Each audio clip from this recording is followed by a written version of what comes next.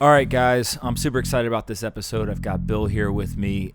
We've got a lot to talk about. You guys are doing some really interesting things that I don't think a lot of people know about, so thank you so much for coming. My pleasure. Happy to be here. Absolutely. All right. I think everyone knows you as CEO of Abra, but let's go through your background first to how you got here, because I think that kind of informs some of the stuff you guys are doing. Sure thing.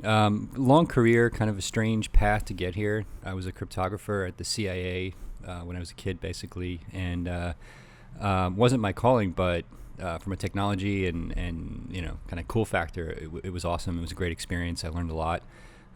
Spent some time as a quant at Goldman in fixed income research here in New York City. Also wasn't my calling, but served me really well. Wouldn't have been able to design the synthetic currency model for Abra without the knowledge base that I built there. It's kind of like an MBA on their dime, is how I look at it. And was at Netscape in the early days, worked on a lot of early certificate authority implementations for our new SSL product, which you know is HTTPS, and a lot of e-commerce and banking projects. And over the last kind of 15 years, I've spent a lot of time working on mobile wallet and mobile banking projects. Also for developing markets. I have a lot of work in compliance. I spent a lot of time on Dodd-Frank and was part of the group that worked with them to fix some of the remittance rules they had created around that. So I'm also, unfortunately, reasonably well versed in current money service business, predating Bitcoin, even money service business rules and e-money rules internationally and things like that. And so I feel like it's all kind of come together now in this new Abra world where I feel finally qualified to do something that's going to add hopefully huge value to everyday consumers in the banking world. Absolutely. No, that's awesome. All right, we got to ask about the CIA.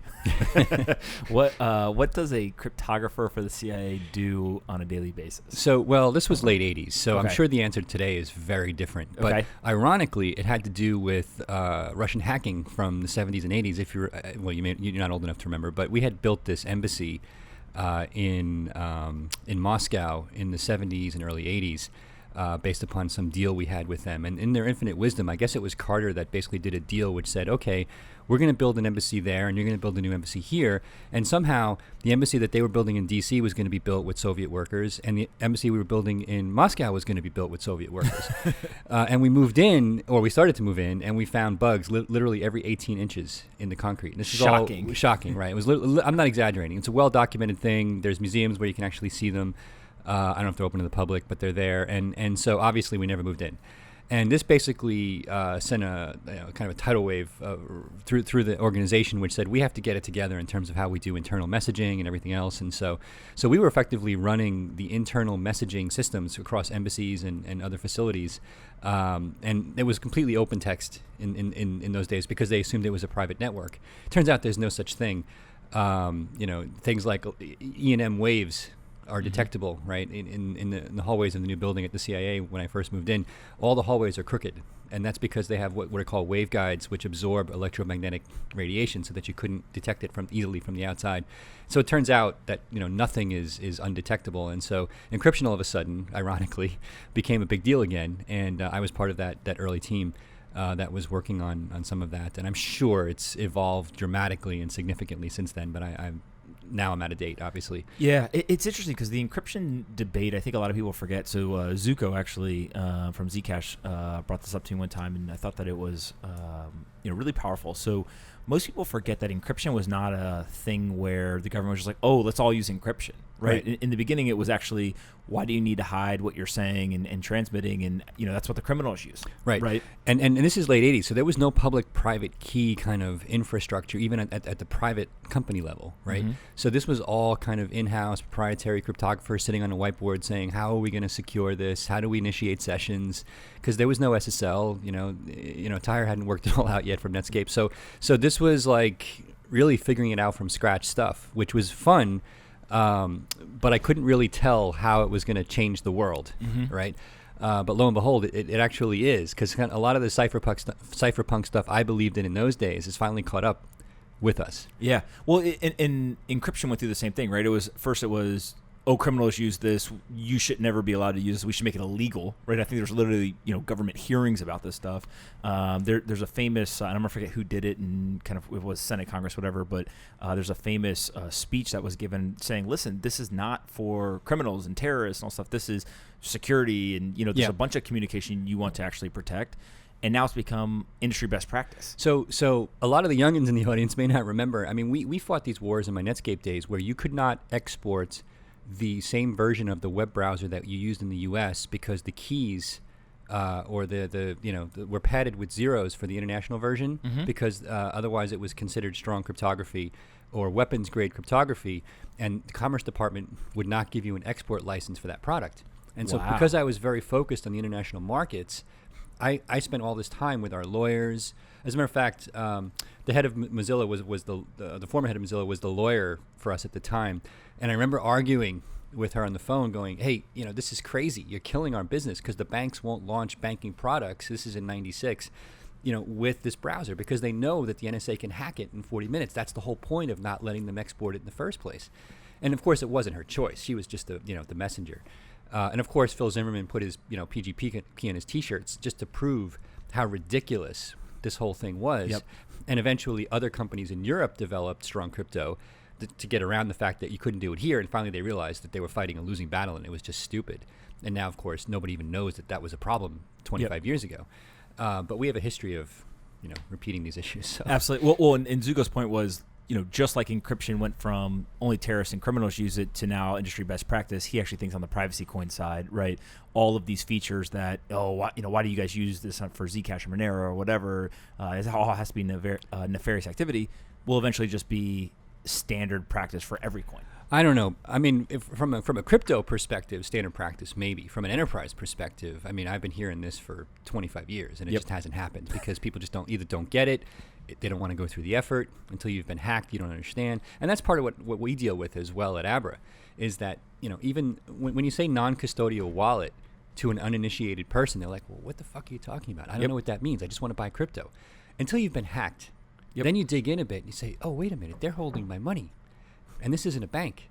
If they hack me or hack you and steal the crypto, it's gone, right? But if I'm holding the keys and Abra gets hacked, there's nothing to steal. Now, if you've been hacked, you get that. If you haven't been hacked, you don't even understand why you should be having the conversation in the first place. And that's a mentality that, I'll be honest, I just don't know how to change. And it could be possible that this generation has to wait another generation to get that. And public-private key crypto needs to pervade society in a way that's more fundamental for the average person to get that. That just may be the case. Absolutely. Or it just may have to be hidden in the background in a way that ethical companies just mask the complexity of it for you, just like Netflix doesn't require you to understand TCP/IP socket programming in order to watch a movie. I don't know the answer, but the answer will eventually present itself. For sure. And I think we'll get there, just a matter of time, right? And how long, nobody knows.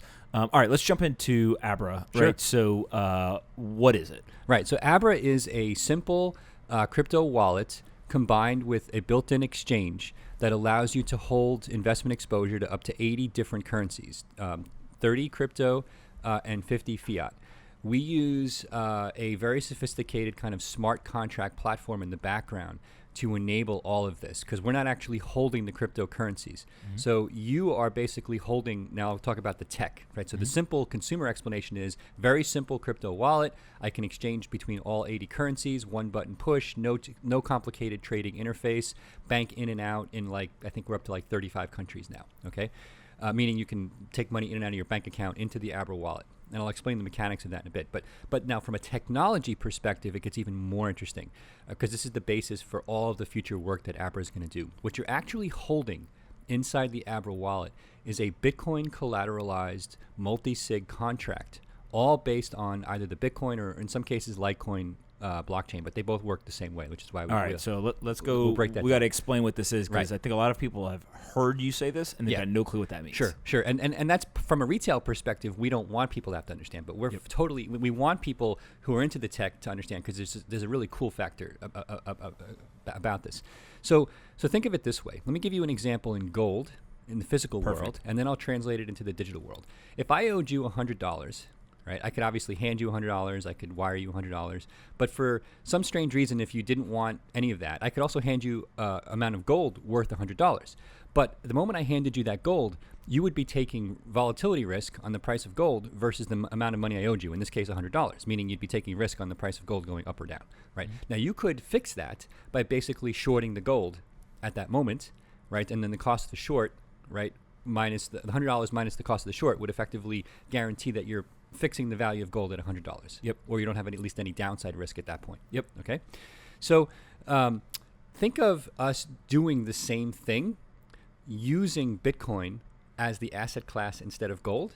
Okay. And using the multi-sig capabilities of Bitcoin, right, to facilitate Abra being the counterparty to effectively that short. So effectively, if the consumer is holding dollars in this case, they're shorting Bitcoin versus the dollar. If they're holding Ripple, they're shorting Bitcoin versus Ripple. Abra is the long counterparty to that trade. Now, ethically, Abra can't enter into that contract unless I can make you whole if you're in the money. Okay, so and I'll explain let's how just that say works. that I want to buy Ether Yes. on Abra. I put fiat into my Abra wallet. Right. So what that means, let me just clarify what that means. When you're putting fiat into your Abra wallet, the experience looks like Venmo, like a Venmo deposit. But what you're really doing is you're depositing money at an exchange, which then automatically buys Bitcoin for you. And then in the case of Ripple, enters into that multi-sig contract where you effectively short Bitcoin versus Ripple, right? And Abra takes the long position on that contract versus Ripple. So okay, Now all of that happened in the background without you having to well, know. when I put my $100 in, right? Is there any Bitcoin long or short position by just putting the money in? Yes. Okay. Yes. So when I do that, you're 100% going of the time. Okay, so as soon as I put my dollar, I wire it from the bank. It goes into the Abra wallet. Immediately, Abra is buying what? Bitcoin. Okay, Well, so technically, you're buying Bitcoin. Yep. So yeah. Abra for me buys $100 worth of Bitcoin, Correct. and it shows me I have 100 US dollars. It depends which currency you deposited the money into. If you deposit it into the fiat wallet, you're going to see $100. Okay. If you deposit it into the Bitcoin wallet, because you can also deposit Bitcoin directly. Absolutely. In that case, it just shows up in your Bitcoin balance. Yep. But it shows up in whatever wallet you've put the deposit in, usually your dollar wallet or your Bitcoin wallet. Got it. Okay. And so if I want to go from dollars to, let's say, Ether, right? And I go ahead and I press a button and it says buy $100 of Ether, what occurs? Okay, good question. So immediately so the dollar wallet has to be converted to Ether. How does that work? Now remember, the dollar wallet is a Bitcoin contract, and the Ether wallet is a Bitcoin contract. So we immediately redeem the dollar Bitcoin contract in exchange for Bitcoin, and then we create a new multi-sig contract that fixes the value of the Bitcoin as Ether. Okay? Got it. And then you're acting as one of the signatures on your phone. Abra is acting as the second. There's this Oracle concept, which we can come back to, but effectively, which guarantees for the consumer that if Abra goes away, things are still good. But effectively, that's what's happening. You're converting one Bitcoin contract to another Bitcoin contract. Got it. Why does this matter for retail investors? Okay, the long play for Abra is to develop a crypto bank. Right. So what does a crypto bank mean? From my perspective, it reverses the model of a central bank-based custodianship model to one where the consumer is in control of their own funds, whether it's for investing, which there are lots of examples beyond just investing in crypto, credit, or person-to-person money transfer and remittances, which is one of the big reasons I started Abra in the first place. You can actually do all of those transaction types in a model where you're in control of your own money for the first time without having to understand the nuances of how the crypto works, or Abra having to be licensed in 175 countries to execute those transactions. So we've developed a model which is free of effectively SEC, CFTC, or European e-money style regulation, because of the fact that we're not a custodian of consumer funds. We're not developing swap execution facilities or other kind of security-based products doing this. We're entering into very simple crypto contracts, which are effectively able to roll over, either daily, weekly, monthly, whatever system we set up. And that also gets around a lot of the nuances of CFTC regulation as well. For people who say these look a lot like CFDs, which are illegal in the US, that's true, but we're not actually implementing them the same way that a leveraged European-style CFD is implemented. These are zero leverage, instant, a capability for rollover. Abra is always the counterparty, which, again, gets around a lot of those regulations. So the point is, I can effectively develop a legal crypto-based bank in every country in the world, minus the OFAC sanctioned countries, with zero licensing, that puts the consumer in control of their own money. That's not hackable from Abra's perspective, because if you hack me, yes, you might be able to steal my crypto, but you can't steal the consumer's crypto. Got it. And so what's the regulatory thought around this, right? So obviously the regulations are put in place for protection of consumers to, guarantee these kind of safe, efficient markets. And what you've done is you've looked at those regulations and said, okay, the criteria is A, B, C, D. We aren't going to operate where we do A, B, C, D. And yet you're still able to provide value to a retail investor. Are regulators okay with this? Are they worried about this? I think it's too early to say the regulators are worried about this, because I don't think they're going to understand most of this discussion. At least there are pockets of people now who've dug in who might understand. In the U.S. maybe, but I've met with central banks all over the world. They would be lost in most of this conversation. But that's not really the primary point. The primary point is that if you give consumers ones and zeros that they can hold on a hard disk on their own, right, that's generally not regulated. Now, if those ones and zeros represent child porn, for example, obviously that's regulated. But other than that, it really isn't something that the regulators are looking to oversee, right? Even in China, it's not illegal to hold your own private keys on a hard disk or a smartphone. The interaction with the banking system for those ones and zeros as they relate to Bitcoin is regulated, right? Would it be fair to say that the regulators today regulate transactions and they regulate centralized authorities, but they usually, I can't think of an example where they regulate the content of which you own? Right, that's right. I mean, First Amendment actually does apply to a certain degree to Bitcoin, and we've used, First Amendment principles in some of our arguments, but in terms of understanding what my rights are to manage my own keys, right? But at the end of the day, most of the regulation has to do with touching the traditional financial system, right? If you look at most companies that have either applied for licensing, or think they need licensing, or have foregone, for example, operation in New York because of the BIT license, it's because I have to operate inside the banking system. I'm managing keys in a centralized model, or some combination of the two, or I'm developing derivatives that do that, like in the case of like a Ledger X, for example. Those are really the models that the regulators are looking at today, because it's very clear where they fit in vis-a-vis existing regulation without having to develop new laws. I actually would posit that the BIT license didn't need to exist.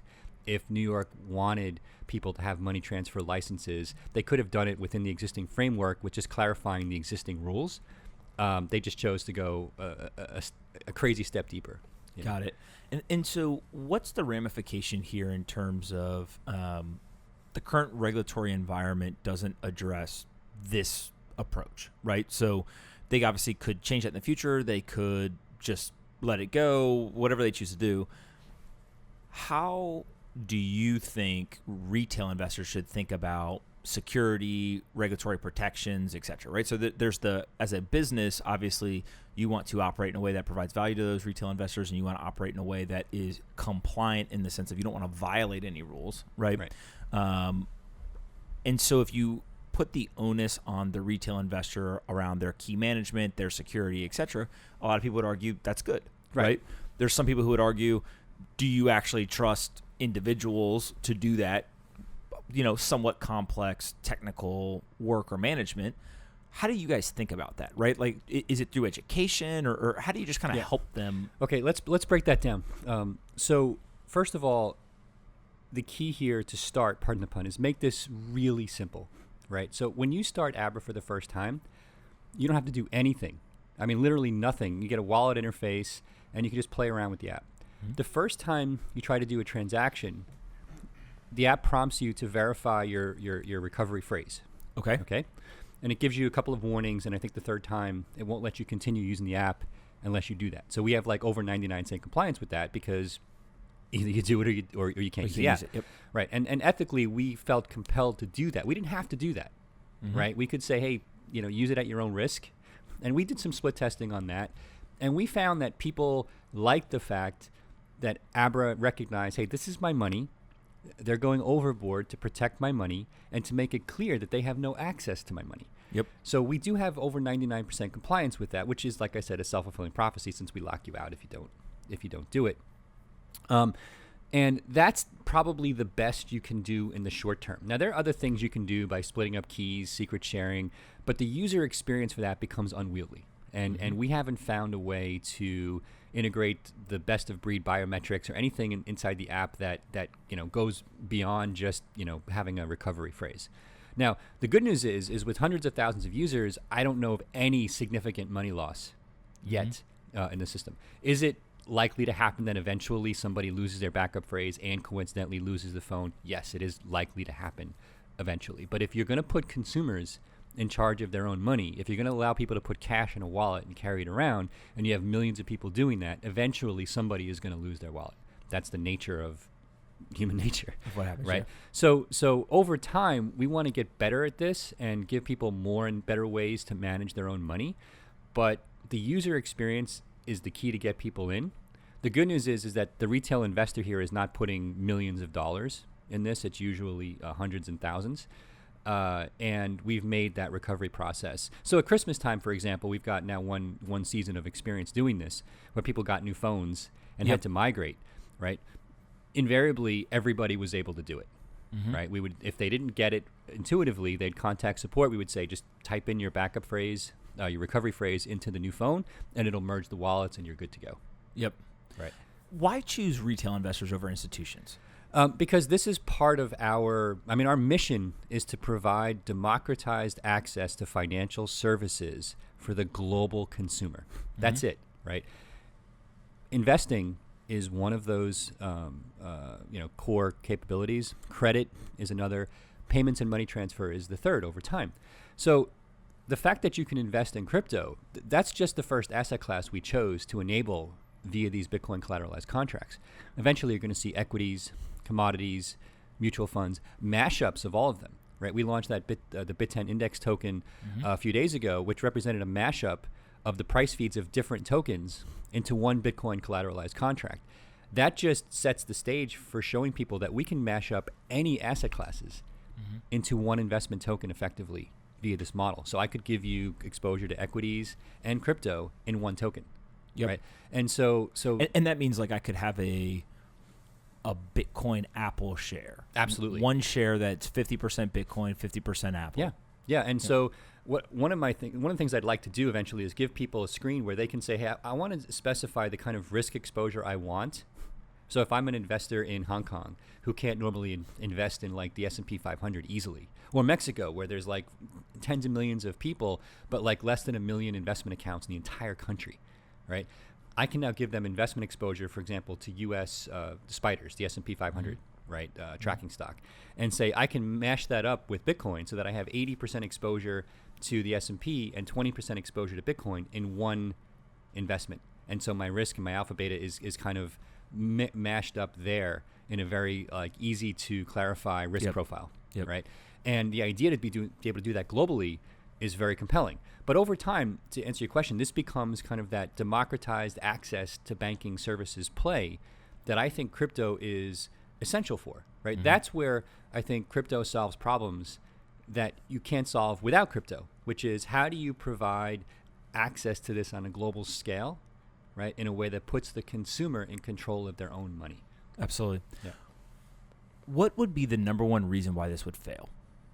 Well, if there was some catastrophic failure of Bitcoin itself, okay, and we hadn't, for example, migrated this to also support Ether-based contracts, which we'll do eventually, so you have both, we would have a problem. Yeah. Right. Yep. So the contracts also assume that the price of Bitcoin doesn't go to zero quickly. If it went to zero slowly, we would be able to get people out of the contracts. But if it went to zero overnight, that would be a problem. And so let's talk about this, right? Because what you're basically doing is you're the counterparty in these contracts, and you're taking risk, right? How do you protect against the downside risk, right? So when you enter into one of these Bitcoin-based contracts, and all of a sudden price drops dramatically, not to zero, but dramatically, what is your risk profile there, and how do you guys mitigate that? Yeah, let's use the first half of 2018 as an example to explain this, because the price of Bitcoin obviously was falling precipitously the whole year. So 20 to 6 is a big drop. Is that It fell enough to make the point to answer your question with a real world example. So explicitly, Abra didn't lose a penny when that happened, and our consumers were always made whole, 100%. They didn't lose a penny. So what happens is, in these contracts, to be clear, the consumer is shorting Bitcoin, which means they're betting the price will fall. But Abra is taking the opposite bet, which means when the price does fall, I'm making them whole on the bet. So that means I have short exposure to losses. So how do I mitigate that short exposure so that, like I said in this example, I didn't lose a penny? Okay, so Abra is basically borrowing Bitcoin on the open market at relatively low rates because the lenders see that there's no principal risk, which I'll come back to in a second, on those borrowings. We sell those borrowings in exchange for whatever the consumer is betting against. In this case, they're betting Bitcoin against, let's say, Ripple. Yep. And so we're buying Ripple using the Bitcoin. Okay. So if the price of Bitcoin versus Ripple goes down, right, I owe you more Bitcoin, right? But it turns out that the Ripple I'm holding buys more Bitcoin than it used to because the price went down, right? Yep. But it turns out it's just enough to make the consumer whole and pay back the lender. Got it. So you're basically both sides of the trade to a degree. Correct. And so whichever way the price moves, you're able to make either yourself whole or the consumer whole. And the key is to keep that interest rate low enough so that any spread I have to charge as a risk on the trade is also low enough to be compelling for the consumer. And we've been doing this now to the tune of hundreds of millions of dollars in volume, which, relative to institutional money is small, but for retail is actually quite large, right? I believe we're one of the largest borrowers of Bitcoin in the world. And so that actually doesn't scale, by the way, which I'm happy to admit. But there are other kind of NDF-based models, non-deliverable forward contracts that we can enter into, right? You probably saw that Morgan Stanley launched a kind of a swap or product a couple of weeks ago. And I'm sure Goldman is working on the same thing. And there are others like Galaxy that I know that are looking at this stuff. I believe that you'll be able to offset not doing the borrowings with cheaper NDF products over time. Yep. Right. And that actually is really good for the consumer because in the background, they won't know that we're doing this, but that'll actually allow us to lower the spreads on a lot of those exchanges over time. Got it. No, I think this makes a lot of sense. And really what you're building on is you're building on the idea that Bitcoin is programmable money. That's right. As you get into crypto and price movements and all that stuff, I think people forget, there is a Bitcoin network, right, which is highly secure and programmable, right? Walk me through kind of the importance of that and how you guys, in the future see the ability, maybe not even just for you guys, but everyone in the industry to leverage that, powerful moment. Right. Bitcoin couldn't be more perfect in its current form with one exception for what we're trying to do, right? Go back to the original gold analogy I gave you a few minutes ago where I said if I wanted to fix the value of gold to be $100, I could basically give you $100 worth of gold and then enter into a short at the same spot price immediately. And then effectively minus the cost of the short, I fix the value of the gold. If I wanted to do that with Bitcoin, I basically need 3 requirements to be fulfilled and then eventually a fourth. The first is the gold has to be worth a lot of money, or the Bitcoin has to be worth a lot of money. So if millions of people were doing this, I could break it up into tiny pieces so that everybody can participate. Second, if I have people doing this in 100 countries, the Bitcoin has to be liquid versus the on and off ramps, namely fiat bank accounts in 100 countries, right, to be able to get my money into the system in the first place, meaning my old money in exchange for the new money, right? Yep. And luckily there are exchanges all over the place that are relatively liquid in Bitcoin now, maybe not in other crypto assets, but certainly in Bitcoin, right? The third is I need to be able to enter into multi-sig contracts that allow Abra to act as the counterparty to those transactions in a way that allows the consumer to hold their own keys so that I don't actually function as a bank or an e-money company or an MSB in any of these countries, right? And Bitcoin does that as well. The fourth thing that I need is I need to be able to scale these to lots and lots and lots of transactions simultaneously over time. That's where Bitcoin falls a little bit short today. But I think, capabilities like Lightning and other things, for me, are showing a lot of promise in being able to because you would that. be able to use those layer 2, layer 3 technologies. We would. Okay. We would, because we wouldn't be. Now, some of them may end up being MSBs, but the key for me, pardon the pun, is that Abra itself is not going to be the MSB. We don't want to have licenses in 150 countries. Eventually we may have to bite the bullet and decide to become Lightning nodes ourselves, for example. But I don't want to have to go there right now in order for this to scale. There's so many things that we're working on. Absolutely. But we're big believers in Lightning and where it's going.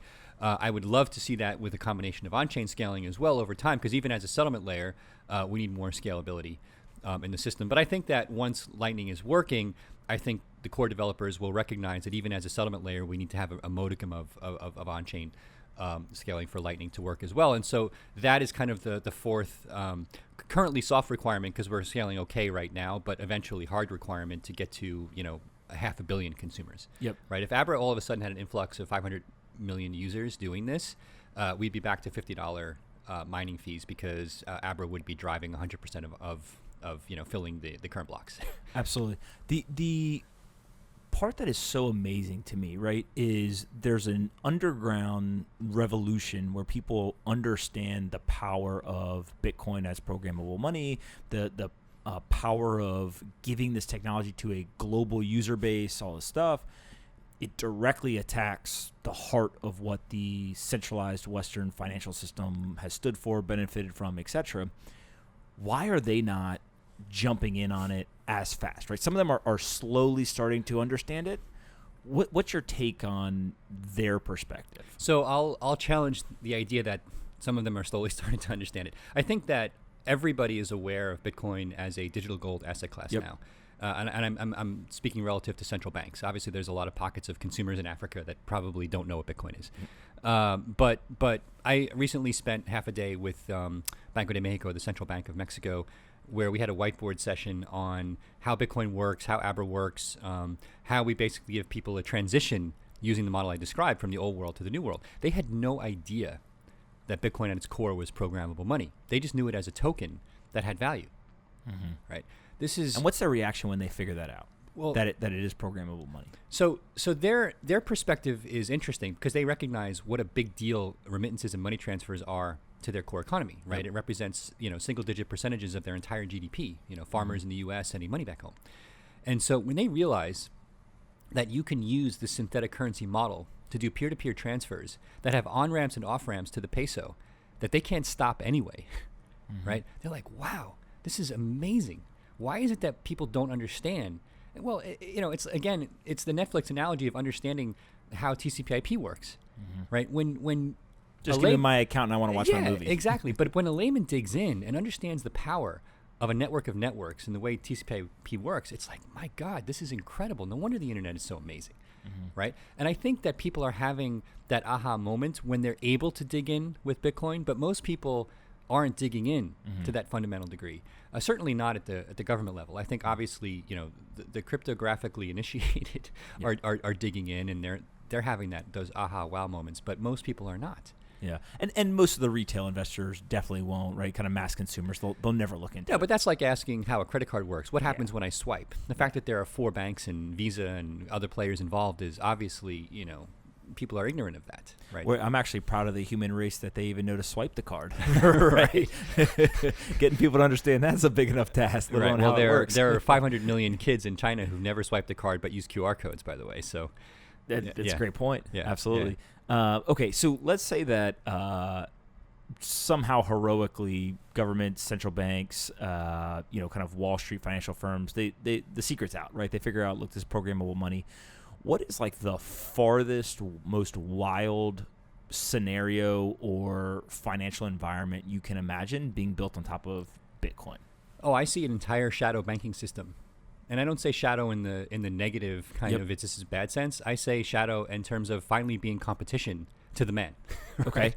Explain this more. Yeah. So think about a model whereby all of the analogous services you have are now able to, or now function for a poor farmer in the Philippines as well as a rich banker in New York. And that means the ability to invest in mutual funds, the ability to invest in money market accounts, the ability to do small dollar peer-to-peer loans where somebody in New York may be lending somebody in the Philippines, and the credit models are obvious, and the collections use like these sophisticated multi-sig contracts in the background, but you don't have to know how they work.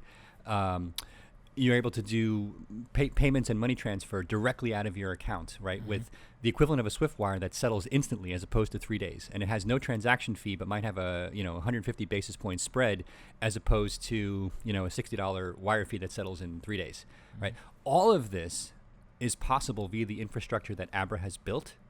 And it's a question of our ability to launch more features and consumer awareness, and building this out along with the consumer as we go, because we don't want to do too much too fast, because the consumer won't be able to follow. So that effectively looks to me like a shadow banking system where anybody with a $20 Android phone effectively becomes their own bank and can do these transactions with on-ramps and off-ramps where they don't actually have to understand Bitcoin. Now, Bitcoin can become the currency that you're overtly holding, meaning I know that my wallet has 50 Bitcoin in whatever that balance is. But it can also say, hey, I've got, $300,000 in my savings account, right? As opposed to that 50 Bitcoin, right? But it really is Bitcoin underneath it, right? And so this now gives people an on-ramp and off-ramp from the old to the new world without having to understand what the value of one Bitcoin even means, or what the value of programmable money means. And that's part of why I'm very encouraged, by this approach, because it does give you a segue into the new world without having to completely understand all the nuances of the new world. And that's something that's been missing up until now, and why I'm so bullish on what we've built at Abra. Absolutely.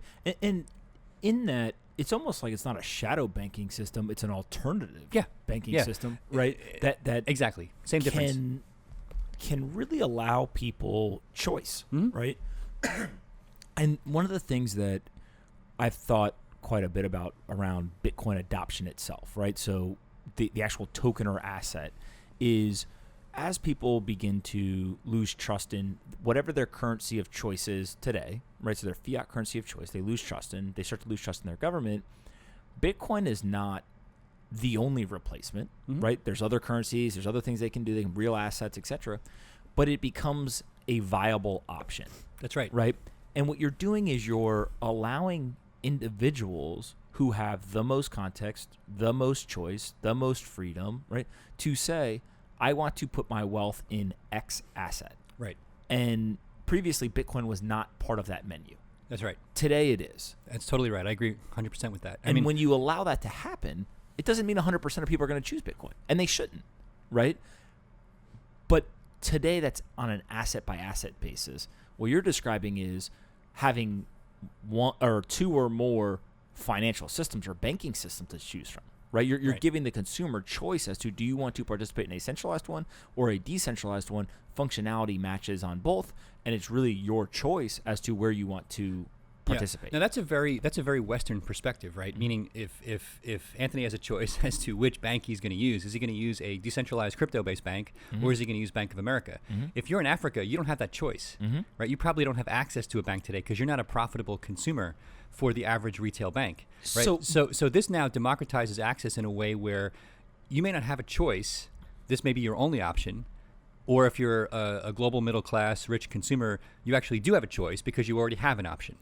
Yeah, but I would argue that African countries, for the most part, are more advanced in mobile banking than in the United States. Yeah, but that mobile banking is very limited.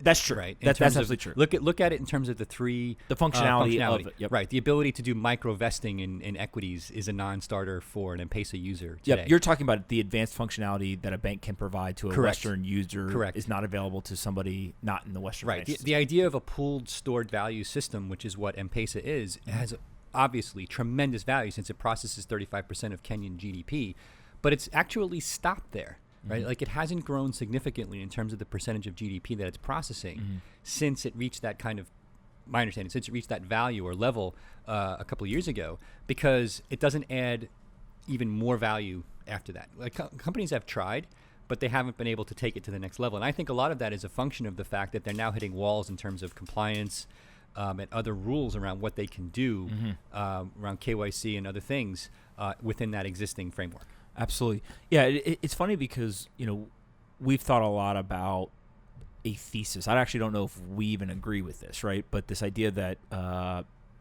citizens in African countries were able to leapfrog American mobile banking standards or kind of functionality to some degree, right? So in certain situations, they actually have better mobile banking than we do. We have more advanced functionality. We've got access to certain things they don't. But for the most part, in the things we go head-to-head on, they've actually been able to leapfrog us.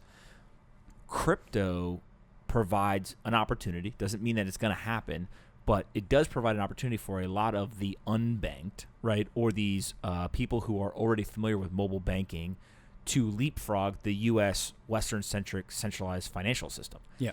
And if that happens, access to capital, access to credit, right? All of these things that we know drove massive advantages for the U.S., especially through the Industrial Revolution and all this stuff. If that becomes available to the rest of the world, we're going to see some pretty crazy innovations. We're going to see some pretty crazy wealth redistribution. All of these things that can come from it, and it's a net positive for the world. Absolutely. Like I said, for us, the idea that we can democratize access to financial services, I have tried a lot of different ways to do this, and I mean by literally putting my money where my mouth is. I ran Boom Financial, which was trying to deploy mobile banking services in developing markets. I ran a foundation in Haiti where we were using old-fashioned T9 text input a la M-Pesa to open up simple bank accounts for consumers to receive remittances from taxi drivers in Miami, meaning their family that's sending money back home after the earthquake. And we hit wall after wall in terms of regulation, being able to get access to local bank accounts, to pool those stored value systems. And eventually I gave up, and Digicel, which is our largest shareholder, took over the company. And they use it as their mobile banking platform, but that wasn't my vision. My vision was to have a single system everywhere. And now with Abra, we have that system today. We have users in over 100 countries out of the gate, right? I think I have 3 people more or less full time in compliance. We take compliance seriously, but it's right-sized for how we work as a company. Yep. Not ruled by compliance, right? Yep. It's the opposite approach of the banking system. We do take it seriously, but the fact that I'm not storing your money liberates us in a way where we can look at this from a consumer-centric perspective as opposed to a government-centric perspective. Yeah. So I think there's a lot of people listening to this would ask questions like, how do you stop terrorists from using it? Right? How do you stop every single system, every industry, bad people do bad things, right? So it's not that crypto is bad. It's just if you're a bad person and you want to do something, you choose your financial system, you're going to go do something bad. Sure. How do you prevent that stuff if the model looks different than the centralized financial system? Yeah, so Abra is a multi-sig Bitcoin wallet. It's not an open source Bitcoin wallet, right? Yep. So where it's one key, one transaction. That means it's almost impossible for a consumer to hide themselves within the Abra network. We don't do KYC on a consumer until they touch the banking system. So if you just deposit Bitcoin into Abra and store that as fiat, I actually don't need to know who you are, right? Because you're not actually touching the banking system in any way, and I'm not holding your money. Now, that having been said, 100% of our transactions are on-chain, right? So for the average consumer, you're not going to hide yourself. Yep. Right. And the FBI has basically said, hey, we like Bitcoin for exactly this reason. Right. So the first thing that happens when you start Abra is we check your IP address. And if you're in an OFAC sanctioned country, we're not allowed to let you use the app. Right. So those users are out. Yep. I don't like that, but they're out. Okay. Yep. And then the second thing is that, like I said, all these transactions are on chain.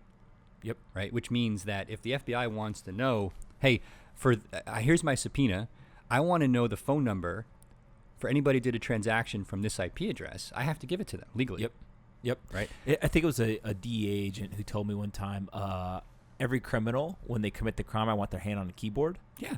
Right. Absolutely. So, but it's a bit of a red herring. And look, I'm not an anarchist. I am a libertarian. I do believe, a certain rule of law is essential for the functioning of society.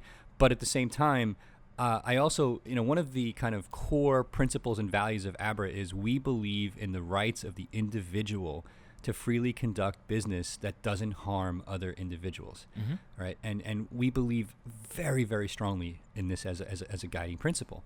And I think most people at their core would be very hard pressed to disagree or to take umbrage with that as a core value, especially if it's not hurting anyone else, which by definition our belief is it can't be. And so that having been said, by the way, the biggest money launderers in the world remain U.S. banks, whether they're witting participants or not.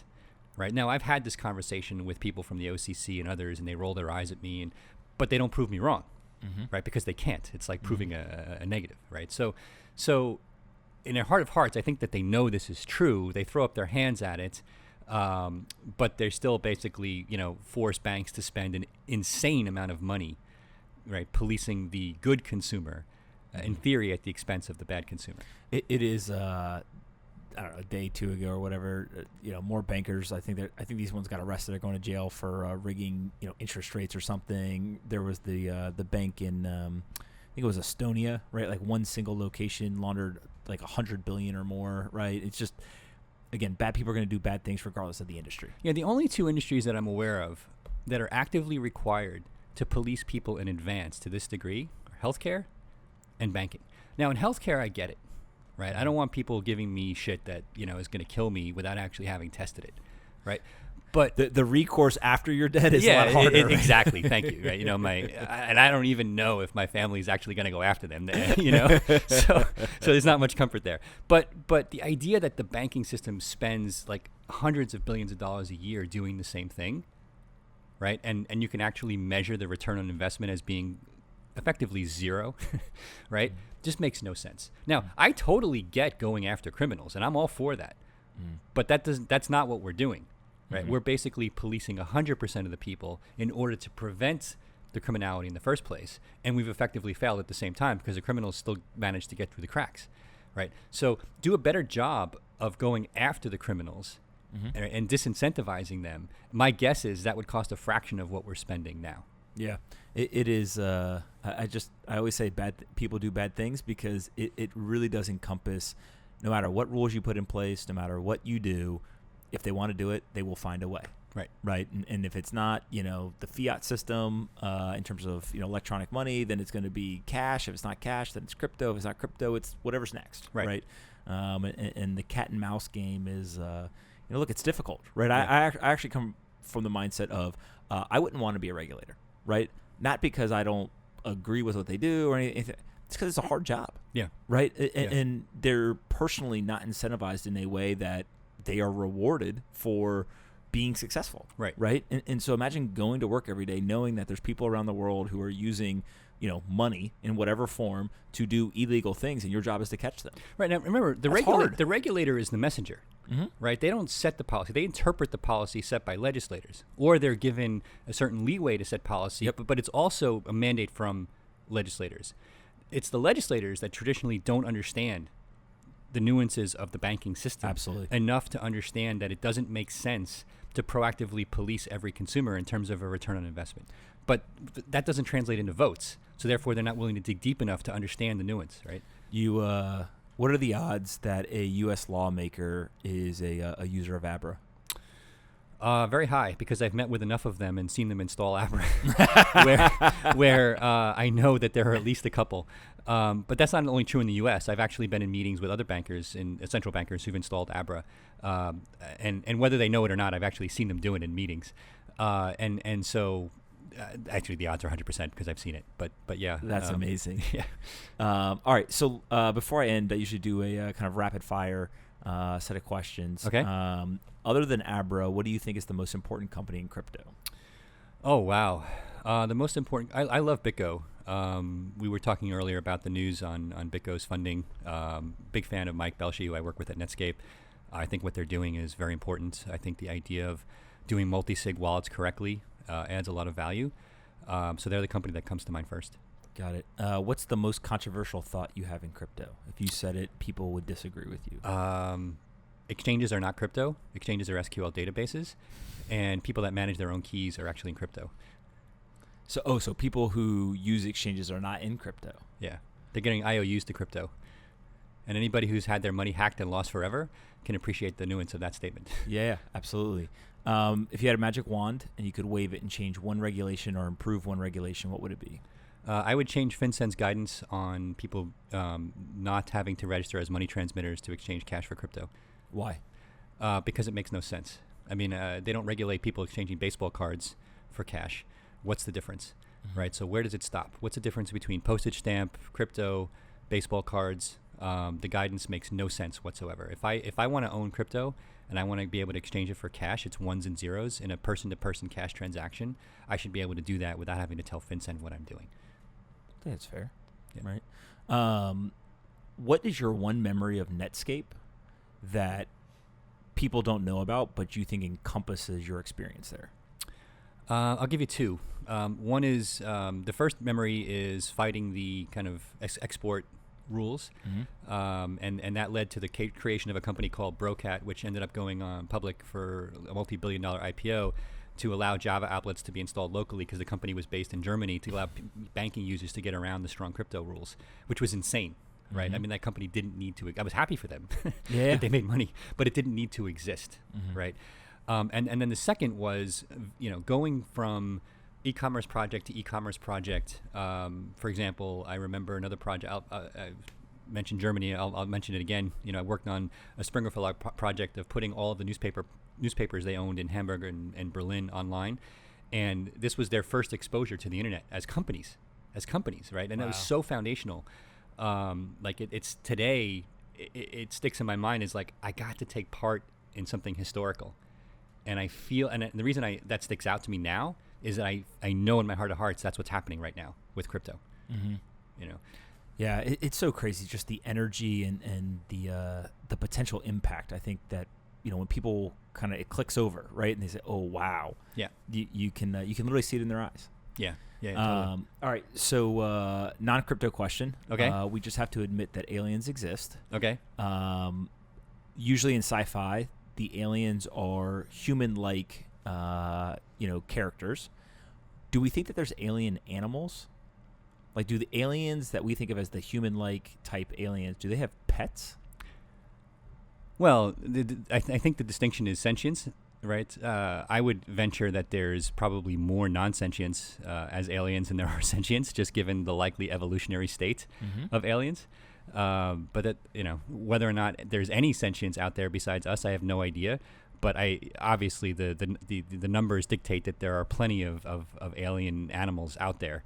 Whether they have our level of consciousness, and we can, all jokes aside about what that means for the average human, but is debatable, obviously. Listen, I ask this question to everybody, and I am convinced that on a pure mathematical basis, not only do aliens exist, right, but the bigger question for me is, are they looking for us? Right. Right? Look, are we the idiots who are just looking for everybody else and everyone else could care less about us? Yeah, I mean, it's a big universe.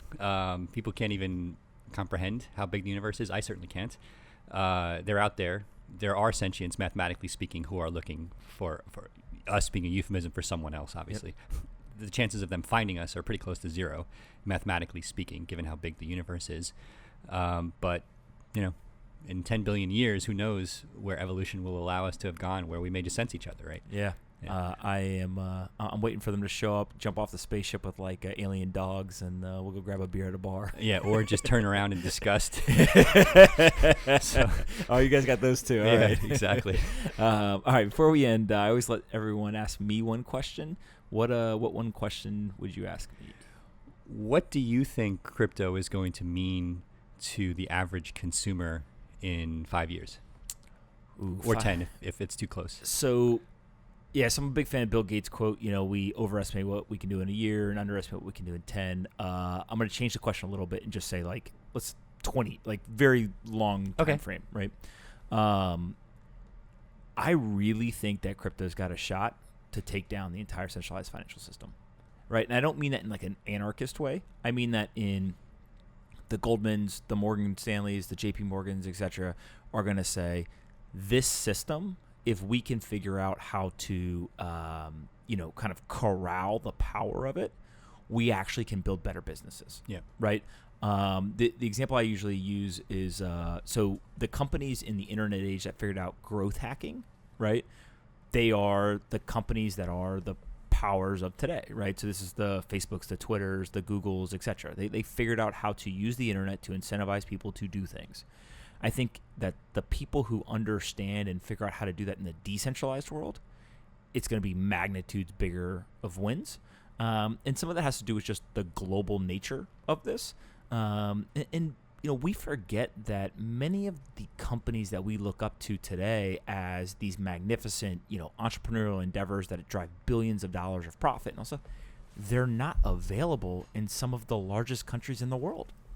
And so what happens when you get out of a system where innovation and entrepreneurship is driven by regulation and you allow humans all around the world to conduct commerce, to build businesses, etc. I think that we actually are underestimating the power of crypto, blockchain, the decentralized world. And so if that is true, look at just finance. and that's why I asked, the question of what's the wildest scenario, right? I would argue it's not even a shadow or an alternative system. Yep. What if it becomes the system, Right, and the happens system. within 20 years? Yeah. I've always believed that access to commerce is the ultimate tide that raises all boats. Yep. Right. That's a good point. Yeah. And I think crypto, in that regard, is simply the ultimate example of software eating the world.